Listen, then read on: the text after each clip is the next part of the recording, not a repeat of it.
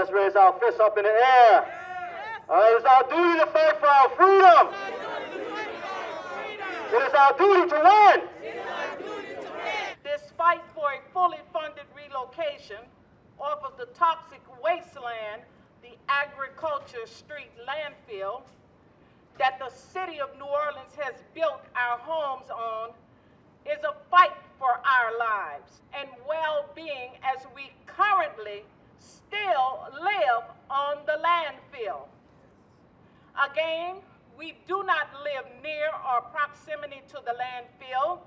We live directly on top of it, with over 18 feet of hazardous waste below our homes. Our community members are still paying taxes on properties that exist in the area that the Tumor Registry reports as the second highest cancer-causing area in the entire state of Louisiana, the 4th year in a row. We are currently fighting for our black lives while we yet live, right here in New Orleans. We have no plans to be silent about the facts that we still live on toxic waste landfill that the city of New Orleans built our homes on and marketed to us as black people. Each day goes by is further evidence of the current environmental racism that we still face right now. When we say a fully funded relocation, a fully funded relocation, a fully funded relocation, we mean it because we know that the environmental racism continues at each and every delay. Each day that passes by, this is not resolved, or the expectation that we accept crumbs for our properties in the face of every rising housing cost and moving expense. We did not build our homes on a toxic landfill, and we did not sell them to ourselves. The city led this charge, and we need the city to correct it. We need the city of New Orleans to correct it.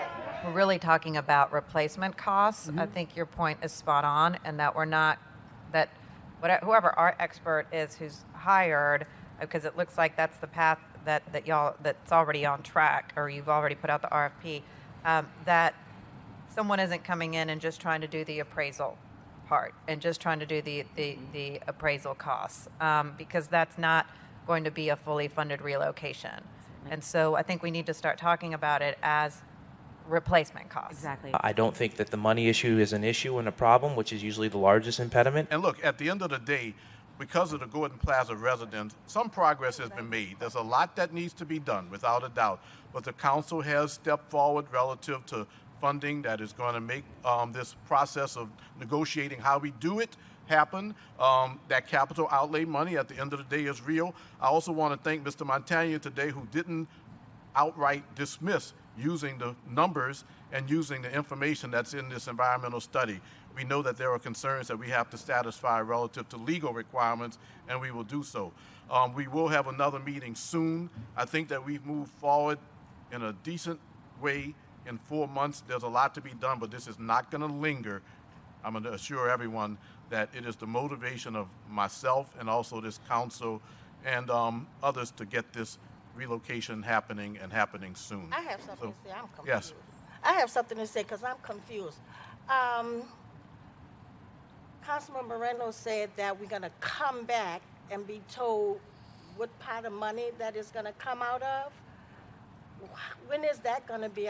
Did we get a date for that? Because That's the same. That's on the 21st. We'll come back and we'll update and we'll talk about all those things. But we'll find it beforehand, and it'll have a council action as far as like moving money around. That can't be done in a working group. It has to be done in a full council meeting.